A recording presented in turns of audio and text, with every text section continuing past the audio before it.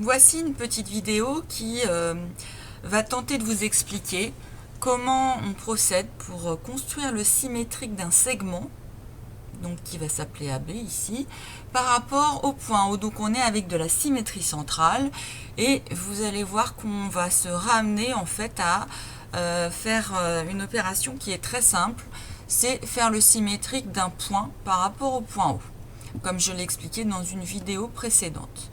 Donc, puisqu'on a un segment qui s'appelle AB, eh bien, on va profiter des extrémités de ce segment, c'est-à-dire des points A et B, pour en faire les symétriques l'un après l'autre par rapport au point O. Donc, je vais d'abord effectuer le symétrique du point A par rapport au point O en traçant la demi-droite qui passe par A et O. Voilà, et qui a pour origine A. Comme si j'avais ma règle. Donc voilà, je l'ai tracé en pointillé pour ne pas trop alourdir ma construction.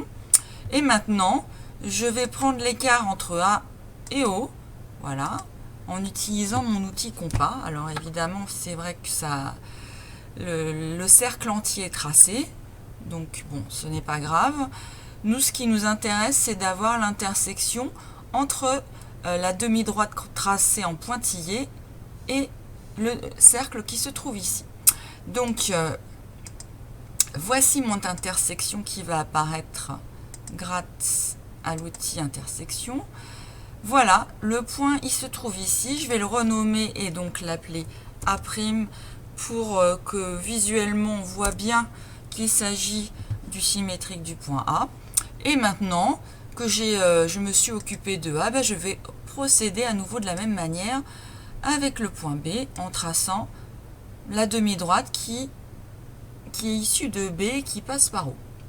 Et maintenant, attention, je dois reprendre à nouveau l'outil compas pour cette fois-ci mesurer l'écart entre B et O. Voilà, donc j'ai un deuxième cercle que vous voyez apparaître. Et cette fois-ci, ce qui m'intéresse, c'est d'avoir l'intersection entre le cercle que je viens de tracer et la demi-droite qui passe par B. La voici, cette intersection. Je vais la renommer B', sans trop de surprise. Voilà. Et je vois apparaître B'. Alors, j'ai presque terminé, puisque la dernière chose que je dois faire, c'est de faire apparaître mon segment A'B'. Donc le voici, je dois relier les points A' et B'. Et voici mon segment qui est construit.